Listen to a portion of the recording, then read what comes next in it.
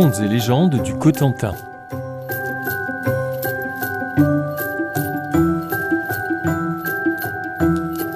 Les oies de Pirou.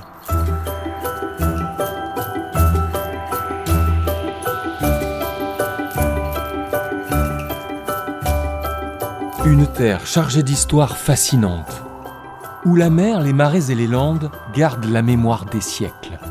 Ici, les pierres parlent, les vents se souviennent, et parfois, ce sont les oiseaux eux-mêmes qui portent le secret des hommes. Voici l'histoire du château de Pirou. Voici l'histoire d'un siège, d'un grimoire, d'une métamorphose.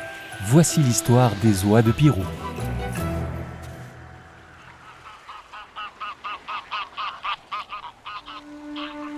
Nous sommes en l'an de grâce 909. Le seigneur de Pirou, Godefroy le Rouge, ancien viking banni du Danemark, a réuni dans son castel la fine fleur de la noblesse du Cotentin. Il lui reste 6 filles à marier, 6 filles dont la beauté console ce père de n'avoir point de garçon. Jamais si nombreuses compagnies ne s'étaient trouvées réunies. Dans la grande salle, les longues tables sont dressées. Les chevaux piaffent dans la cour, les serviteurs s'affairent. Le château de Pirou, alors simple tour carré de bois dressé sur une motte entourée de fossés et de pieux, protège un havre de mouillage. Du haut du donjon, on distingue la mer. On entend parfois ses flots enroués. La fête bat son plein. On mange soupe à la viande, poisson rôti, veau bouilli, pain blanc, volaille. On boit le vin à pleine anaps et même dans les casques quand les coupes viennent à manquer. Gerdride, épouse de Godefroy, circule parmi les convives. Le trousseau de clés à la ceinture, un signe de sa dignité. Puis apparaissent les 6 filles.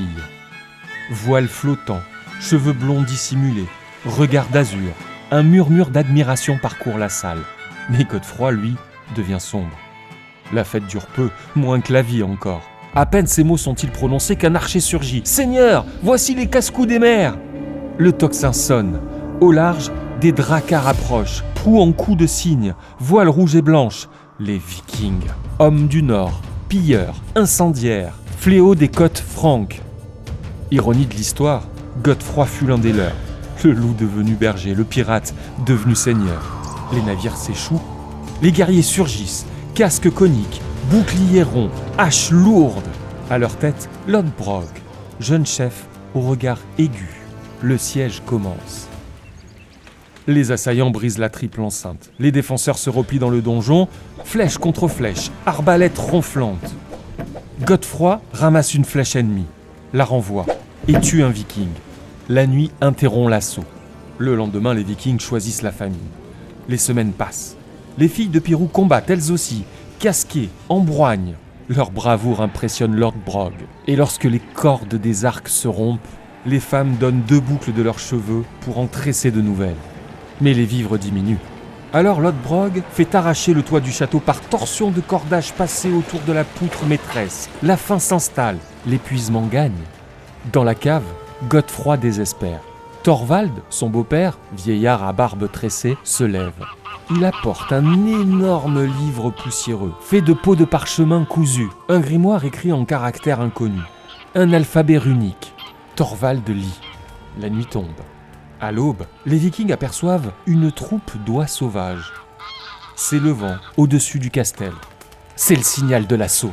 Des pirates envahissent le château, mais ils ne trouvent qu'un vieillard immobile près de la cheminée. Lodbrog le décapite, puis ordonne de brûler le château et le grimoire. Les oies qui tournoient autour des ruines. Ce sont Godefroy, ses filles, ses invités. Thorvald les a changés en oiseaux grâce à une formule magique afin qu'ils échappent aux pirates. Il suffisait de prononcer la formule à l'envers pour redevenir humain, mais dans la panique, ils l'ont oublié. Thorvald est mort. Le grimoire est réduit en cendres. Ils resteront oies. Le château est reconstruit au XIe siècle, plus solide encore. Les seigneurs de Pirou participent à l'histoire normande.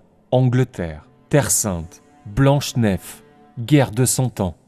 Mais chaque printemps, les oies reviennent, familières, différentes des autres. On raconte que lorsqu'un garçon naissait à Pirou, les mâles paradaient fièrement. Quand naissait une fille, les femelles prenaient le pas. Si l'une devait entrer en religion, une oie demeurait solitaire. Un jour, une fermière fit plumer une oie blessée. Le lendemain, elle avait disparu. « Malheureux enfant, tu as plumé une demoiselle de Pirou !» Aujourd'hui encore, le château de Pirou se dresse, entouré de douves et d'arbres. Et parfois, du côté de la mer, une troupe d'oies sauvages revient. Elles tournent autour de la forteresse. Elles crient, elles implorent. Jeune homme qui passait, si vous connaissez le secret, révélez-le.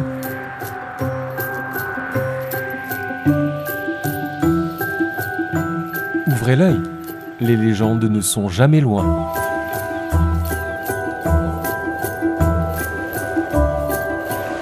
Contes et légendes du Cotentin, produit par Conca Media Studio. Pour Cotentin, unique par nature, d'après le livre de Claude Pitois.